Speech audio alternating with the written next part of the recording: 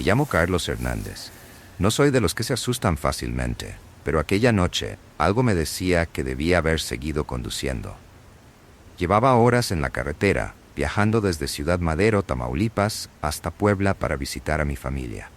Cuando vi el letrero parpadeante del motel El Refugio, una sensación extraña recorrió mi columna vertebral.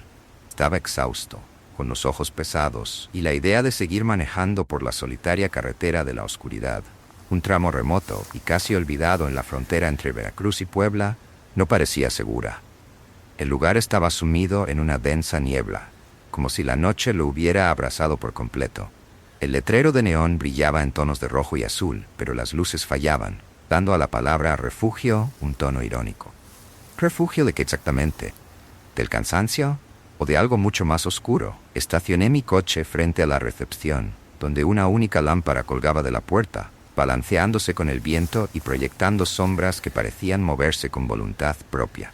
Al salir del coche, me vi inmediatamente envuelto por el pesado silencio del lugar.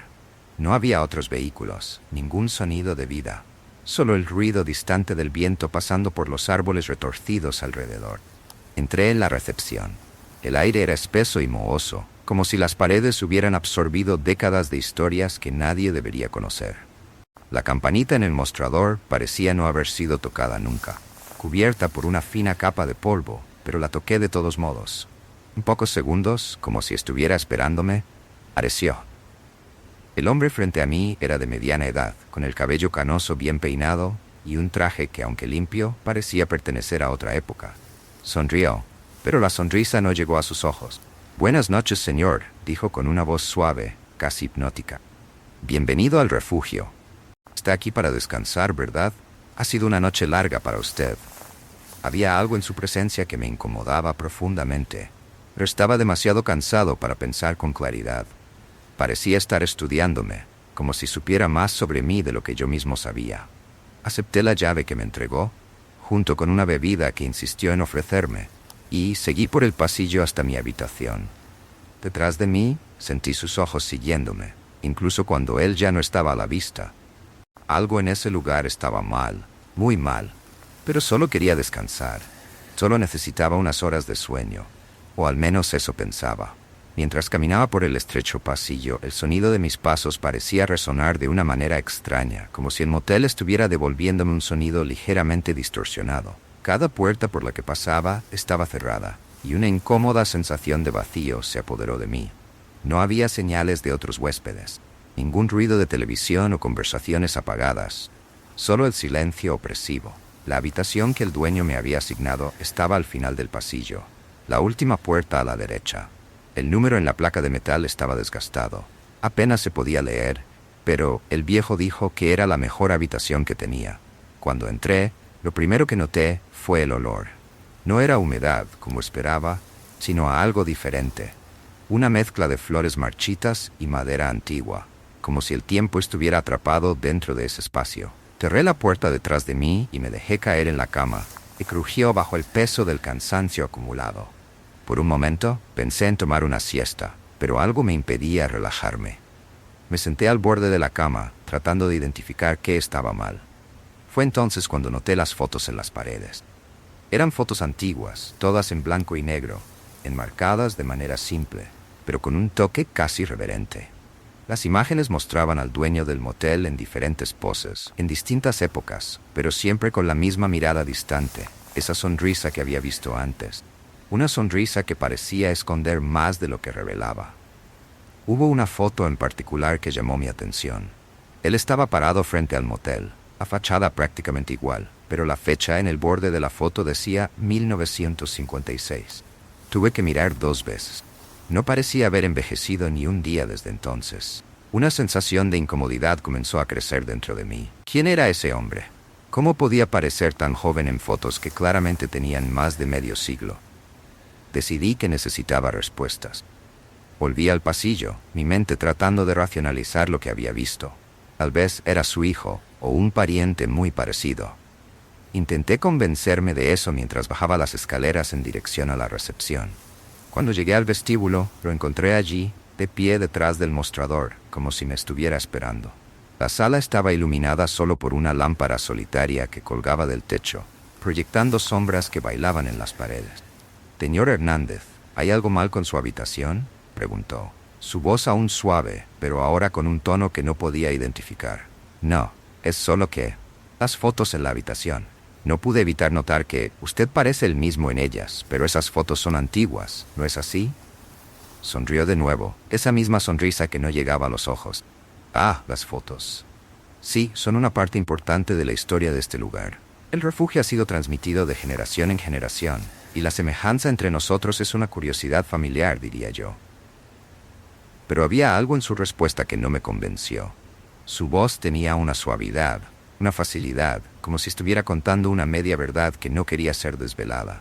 Y entonces hizo algo que me puso los pelos de punta. Sin romper el contacto visual, extendió la mano y tomó una llave diferente, dejándola sobre el mostrador. «¿Por qué no prueba esta habitación, señor? Creo que encontrará una experiencia aún más interesante». Había algo muy extraño en esa oferta, algo que me decía que debía salir corriendo, pero algo más profundo, casi irresistible, me atraía a descubrir más. Miré la llave sobre la mesa, y luego de vuelta a él, con sus ojos fijos en los míos, casi hipnóticos. Y en ese momento sentí que estaba al borde de un abismo, a punto de dar un paso que no tendría regreso.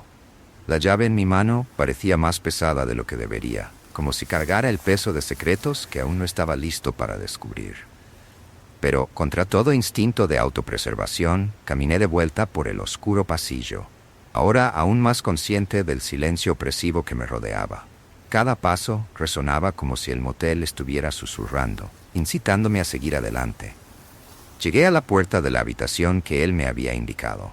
Era una puerta igual a cualquier otra, sin nada que la distinguiera, excepto por la extraña sensación que me invadía mientras giraba la llave en la cerradura.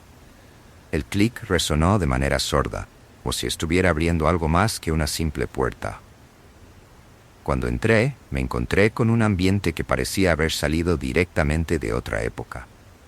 La habitación era más grande y lujosa que la anterior, decorada con muebles antiguos y una cama con dosel que parecía haber sido sacada de una película antigua. Pero no era el mobiliario lo que captó mi atención.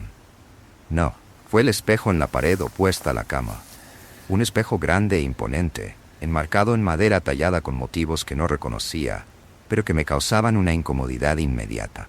Me acerqué al espejo, atraído por algo que no podía explicar. Cuando mis ojos encontraron mi reflejo, sentí un escalofrío recorrer mi espalda. No estaba solo. En el reflejo, detrás de mí, estaba el dueño del motel, parado en la puerta, observándome con esa misma sonrisa enigmática. Me volví bruscamente, pero la habitación estaba vacía. Solo yo y mi propio reflejo en el espejo. Mi corazón latía rápido, y la lógica comenzó a fallar. Volví la vista al espejo, esta vez buscando cualquier señal de que mi mente me estaba jugando una broma. Pero todo parecía normal, demasiado normal.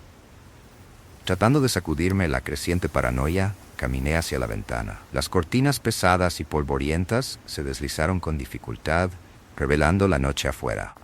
La niebla era tan densa que apenas podía ver más allá de la ventana. Era como si el motel estuviera rodeado por una pared de oscuridad, aislado del resto del mundo.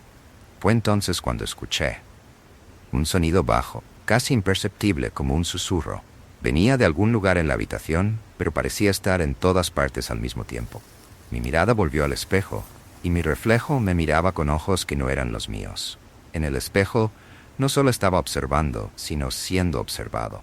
Sentí el aire volverse pesado, como si la habitación estuviera respirando a mi alrededor.